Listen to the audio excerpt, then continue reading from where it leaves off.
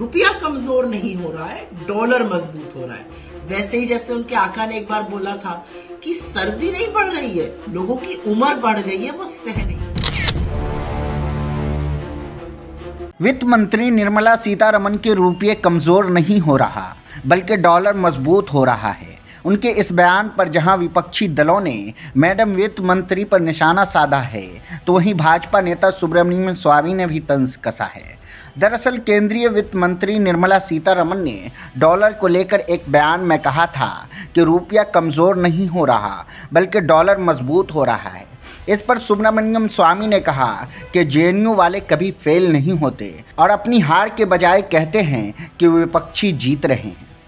उन्होंने सीतारमण के एक फ़ोटो को ट्वीट किया है जिस पर लिखा था, हम मैच हारे नहीं हैं, विपक्षी टीम जीती है।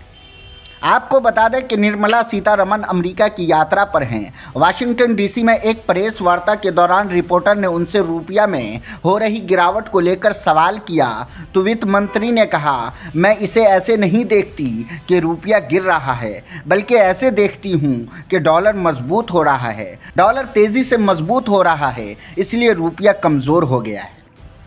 सुब्रमण्यम स्वामी का ये ट्वीट जैसे ही सोशल मीडिया पर वायरल हुआ, लोगों की प्रतिक्रियाएं भी आने लगी। आप सांसद राघव चड्ढा ने तंज कसते हुए लिखा, हमारी इकोनॉमी कमज़ोर नहीं हुई है बल्कि आपकी मजबूत हो गई है।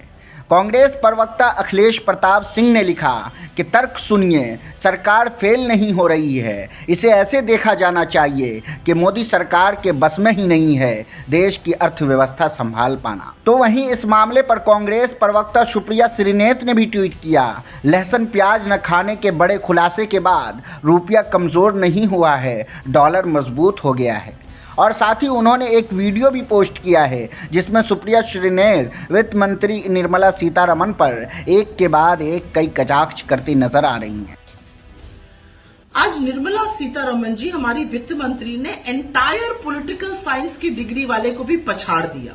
अमेरिका में वित्त मंत्री बोली रुपया कमजोर नहीं हो रहा है, डॉलर मजबूत हो रहा है।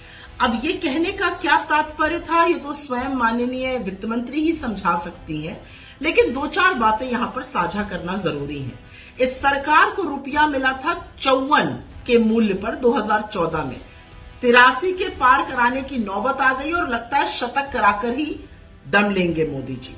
दूसरी बात, रुपए को मजबूत करने के लिए पिछले 10 से 11 महीने में $100 बिलियन खर्चा किए गए हैं, लेकिन रुपया संभल नहीं रहा है, मजबूत नहीं हो रहा है, क्योंकि विदेशी निवेशकों को भारत की अर्थव्यवस्था पर और मोदी सरकार की नीतियों पर रत्ती भर भी भरोसा नहीं है।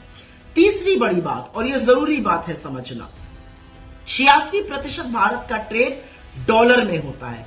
तो जब रुपया कमजोर होता है और डॉलर मजबूत होता है तो उसका दुष्प्रभाव हमारी अर्थव्यवस्था पर, हमारे एक्सटर्नल ट्रेड पर, हमारे इंपोर्ट हर तरह से पड़ता है।